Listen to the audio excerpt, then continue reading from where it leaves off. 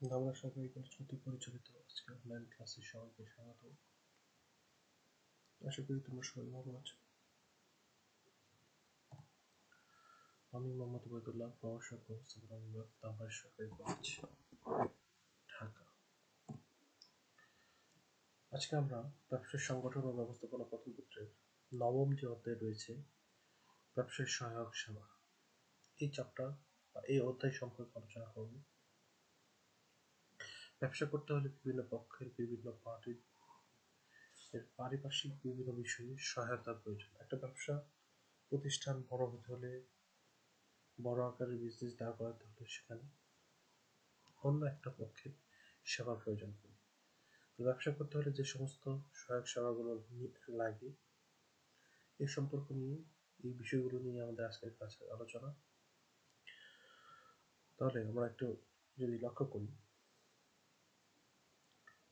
প্রকৃতির স্বাভাবিক নিয়মে বনে গাছ হয়, সেবা যত্নের তেমন প্রয়োজন হয় না। সাগরে মাছ পাওয়া যায়, খানা দেয় ও যত্ন আবশ্যক হয় না।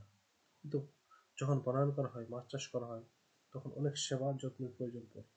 ফরেস্ট অফিসার লাগে, ফিশারি অফিসার লাগে, আরও কত কিছু প্রয়োজন পড়ে, যার সহযোগিতা ব্যতীত এই কাজগুলো সুষ্ঠুভাবে সম্পাদন করা যায় না।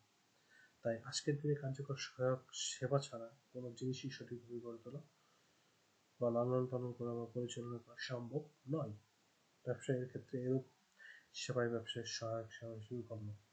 একটা দেশের ব্যবসায় কতটা স্বাচ্ছন্দ্যের সাথে গড়ে ওঠে পরিচালিত হবে তার সাথেই ব্যবসায়ের সহায়ক সেবার সম্পর্ক যুক্ত। ব্যবসা শিক্ষা শাখায় শিক্ষার্থীদের আগামী দিনেও ব্যবসা করতে ও ব্যবসা সম্পর্কে জ্ঞান অর্জনে এই সহায়ক সেবাগুলো সম্পর্কে ধারণা লাভ এবং কোথায় কিভাবে কতটা পাওয়া যায় এ সম্পর্কে জ্ঞান লাভ করা অপরিহার্য। যেমন একটা বন গড়ে উঠছে, এখানে অসংখ্য গাছপালা আছে এবং সাগরে প্রচুর মাছ আছে, এগুলোকে রক্ষণাবেক্ষণ করার প্রয়োজন পড়ে। কিন্তু নতুন করে একটা বনায়ন, নতুন করে যদি একটা ফিশারিজ বা বড় আকারে মাছ চাষের প্রকল্প দেওয়া হয়, সেখানে কি করতে হয়, সেখানে বিভিন্ন ধরনের সাহায্য সহযোগিতা বা সেবার প্রয়োজন পড়ে। ব্যবসাটা একটা চলমান প্রসেস, এর জন্য বিভিন্ন ধরনের সাহায্য সহযোগিতা প্রয়োজন, যে সাহায্য সহযোগিতাগুলোর উপর ভিত্তি করে ব্যবসাটা খুব দ্রুত গতিতে সামনের দিকে এগিয়ে যাবে। যে কোনো ব্যবসায়ী ব্যবসা স্থাপন করার প্রথমে খুব ছোট একটা লক্ষ্য নিয়ে শুরু করে আস্তে আস্তে তার সেই লক্ষ্যটা বৃদ্ধি পেতে পেতে অনেক বড় হয়ে যায়। যেমন আজকে তোমরা অনেকেই জানো, স্কয়ারের নাম জানো, ব্যাক্সিমকোর নাম জানো, প্রাণ আরএফএল গ্রুপের নাম জানো। যেমন প্রাণ আরএফএল গ্রুপ, আরএফএল যেটাকে বলি, আরএফএল এর পূর্ণরূপ হলো রংপুর ফাউন্ডেশন লিমিটেড। এটা সর্বপ্রথম টিউবওয়েলের বিজনেস শুরু করে, রংপুর ভিত্তিক বা উত্তর অঞ্চল ভিত্তিক। এই টিউবওয়েল বিজনেস থেকে আজ প্রাণ আরএফএল এর কত শত শত হাজার হাজার প্রোডাক্ট, যেটা অনেক প্রোডাক্ট সম্পর্কে তোমার কোনো ধারণাই নেই, এবং সেগুলো বিদেশে এক্সপোর্ট কি হইতেছে, বিদেশে কি করা হইতেছে, এক্সপোর্ট করা হইতেছে, ইন্ডিয়াতে বা অন্যান্য কান্ট্রিগুলোতে সেগুলো এক্সপোর্ট করা হইতেছে। স্কয়ার যে প্রতিষ্ঠান ছিল, স্কয়ারের প্রাথমিক শুরুটা ছিল ওষুধ রিলেটেড ছোট একটা business. Square pharmaceutical, Square toiletries, স্কয়ারের বিভিন্ন অংশে বিভক্ত রয়েছে।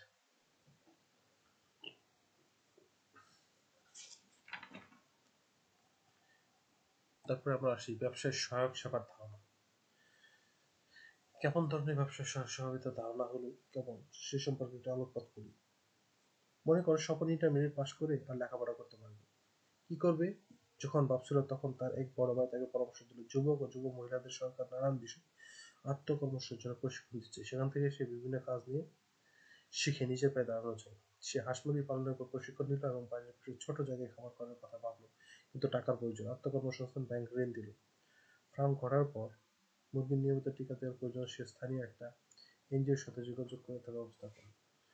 এখন জনাব স্বপনের ফার্ম ভালোই চলছে। এক্ষেত্রে যুব উন্নয়ন অধিদপ্তর, কর্মসংস্থান ব্যাংক, এনজিও সবাই তার ব্যবসায় সহায়ক সেবা প্রতিষ্ঠান হিসেবে কাজ করছে, যাদের সহযোগিতার ভিত্তিতে স্বপনের পক্ষে ফার্ম করে তারা ভালোভাবে চালানো সম্ভব ছিল। এখানে তোমাদের বইতে একটা সুন্দর উদাহরণ দেওয়া হয়েছে।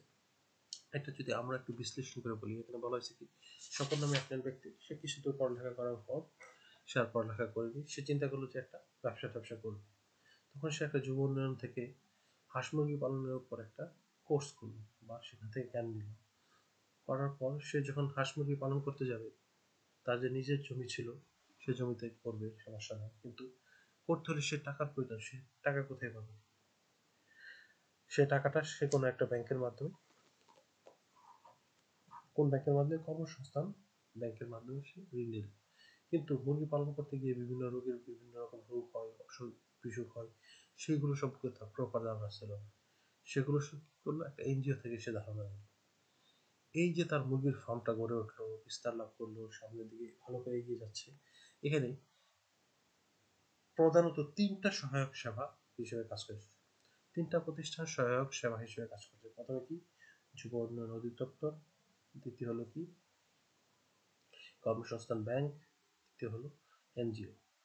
যুব উন্নয়ন ব্যাংক, সরি যুব উন্নয়ন অধিদপ্তর কি সহায়ক সেবা দিচ্ছে তাকে? মুরগি পালনের উপর তাকে একটা বিশদ ধারণা দান করেছে।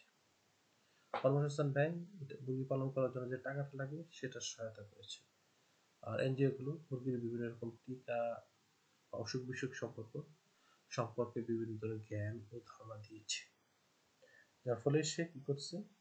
ব্যবসাটাকে ভালোভাবে পরিচালিত করে সামনের দিকে এগিয়ে যেতে সক্ষম হচ্ছে।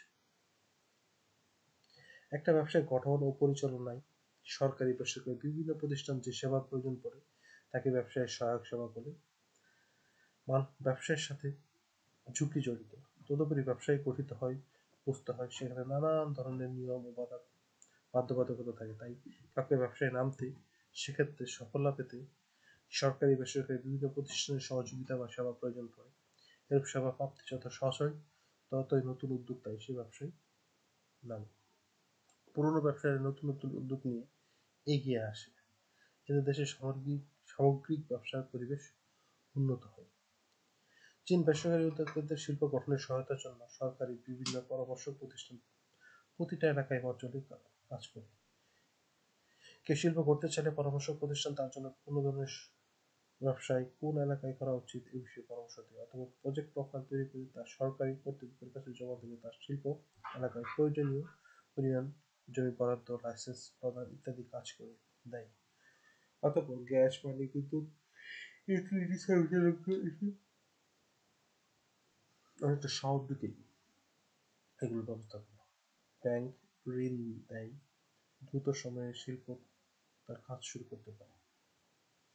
এই অবস্থায় চীনকে দ্রুত অর্থনৈতিক পরাশক্তিতে পরিণত করতে সহায়তা করেছে। এখানে আমরা দেখতে পেলাম যে চীন দেশ সম্পর্কে সবাই নামটা শুনেছ, কিছু কিছু ধারণা আছে। এখানে তাদের যে সহায়ক সেবা সম্পর্কে যে বিষয়টা আলোচনা করা হলো, ব্যবসা রিলেটেড বা অন্য কোনো রিলেটেড, তারা একটা সহায়ক প্রতিষ্ঠান খুলে যেখান থেকে একজন ব্যবসায়ীকে, একজন উদ্যোক্তাকে সফল হতে যত ধরনের সহায়তা, যত ধরনের সাপোর্ট দেওয়া দরকার সব কিছুর ব্যবস্থা করে থাকে কি এই প্রতিষ্ঠানগুলো। সহায়ক সেবার ধরন ও উৎস। বর্তমান বিশ্বে শিল্প বাণিজ্য অগ্রগতি জাতীয় উন্নয়নের সবচেয়ে গুরুত্বপূর্ণ। পৃথিবীর যে দেশ এক্ষেত্রে এগিয়ে তারাই প্রকৃতপক্ষে চালাতে আসেন। তাই প্রতিটা দেশের ব্যবসার ক্ষেত্রে এগিয়ে যেতে সাধ্যমতো চেষ্টা করে যাচ্ছে। এই জন্য সরকারি বেসরকারি নানা ধরনের ব্যবসার সহায়ক সেবা হচ্ছে। বাংলাদেশে এক্ষেত্রে বিভিন্ন ধরনের সেবা ও তা প্রদানের সাথে সম্পর্ক প্রতিষ্ঠান সম্পর্কে নিম্ন ধারণা দেওয়া হলো। উদ্দীপনামূলক সেবা। একজন সম্ভাব্য উদ্যোক্তাকে ব্যবসা গঠনে আগ্রহী করতে ও প্রয়োজনীয় তথ্য দিয়ে যে সকল সেবা বা সুবিধার প্রয়োজন হয় তাকে উদ্দীপনামূলক সেবা বলে। একজন ব্যক্তি তার লব্ধ জ্ঞান ও পারিপার্শ্বিকতা বিবেচনা কি করবে এ নিয়ে ভাবে, কিন্তু সেই ভাবনা সংঘবদ্ধ হতে সময় নেই। কি করলে কি হবে তার বাস্তবতায় সেটা কতটা করা সম্ভব, এগুলো তার মাঝে দ্বিধাদ্বন্দ্ব এবং এক ধরনের ভয় ও সংকোচের সৃষ্টি হয়। সে সময় তাকে ব্যবসায় গঠনের প্রয়োজনীয় তথ্য দিয়ে সাহস দিয়ে করণীয় নির্দেশ দিয়ে তাকে ব্যক্তি ও প্রতিষ্ঠানের থেকে সেবা দেয় হলো উদ্যোক্তামূলক সেবা। সমর্থনমূলক সেবা। একজন উদ্যোক্তা ব্যবসায়িক গঠনে আগ্রহী হওয়ার পর বাস্তবে তার গঠনে যে ধরনের সেবা সহায়তার প্রয়োজন হয় তাকে সমর্থনমূলক সেবা বলে। ব্যবসা গঠন করতে চাইলে তা করা যাবে। নতুন একজন ব্যক্তি পক্ষে তা ততটা সহজসাধ্য নয়। প্রথমে তার পুঁজির প্রয়োজন পড়ে। শিল্প করতে বিভিন্ন সংস্থা থেকে লাইসেন্স নিতে হয়, ঋণ নেওয়ার জন্য প্রজেক্ট প্রোফাইল তৈরি করতে হয়, অবকাঠামোগত সুবিধা পেতে বিদ্যুৎ বিল, পানি ইত্যাদি কর্তৃপক্ষের সহযোগিতার প্রয়োজন পড়ে। দোকান করতে চাইলে পুঁজি ও নানাবিধ সহযোগিতার দরকার হয়, যা সমর্থনমূলক সেবাদানকারী বিভিন্ন প্রতিষ্ঠান সরবরাহ করে।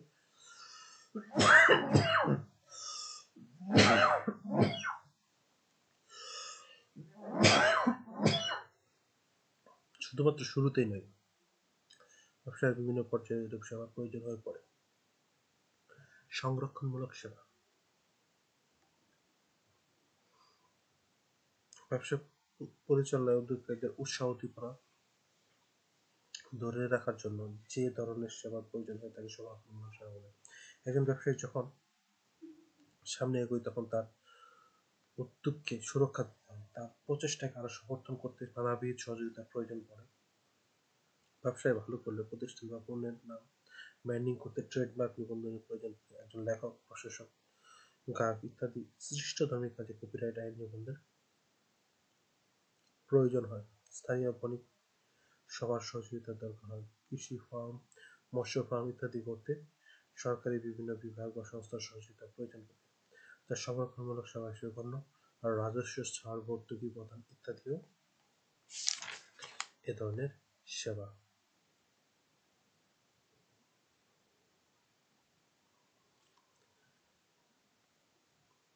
কিছু প্রতিষ্ঠান আছে যেটা উদ্যোক্তাদের বিভিন্ন রকম সেবা প্রদান করে থাকে।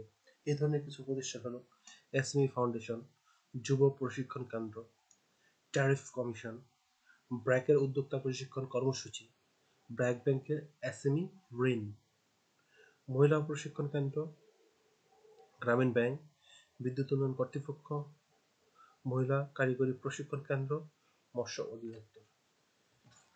আজকের ক্লাসে পর্যন্তই। তোমরা সবাই ভালো থেকো। পরবর্তী ক্লাসে আমরা এই অধ্যায় সম্পর্কে আরো ডিটেইলস আলোচনা করব।